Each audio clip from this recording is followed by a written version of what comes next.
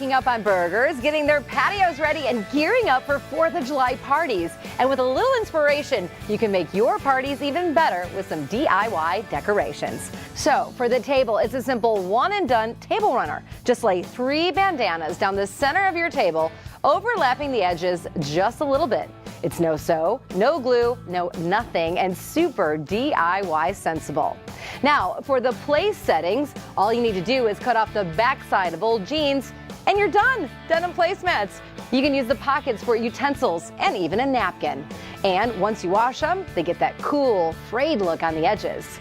Next, give your plastic utensils a patriotic look too. Simply cover the handles with decorative washi craft tape. And even your food can be decorated. Just cut strips of red and white paper and cut out blue stars and glue them on top. Wrap them around your hot dogs and they are DIY-licious. Now, Rocket candy bags are an explosive favor for the kids.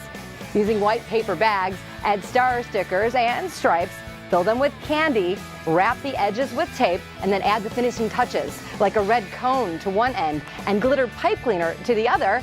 Then let the kids rip them open for the big surprise.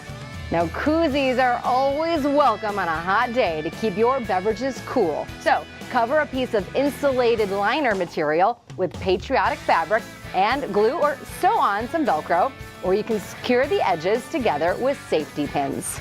And finally, time for 4th of July fashion. Make your feet festive by tying strips of red, white, and blue ribbon to a plain pair of flip-flops.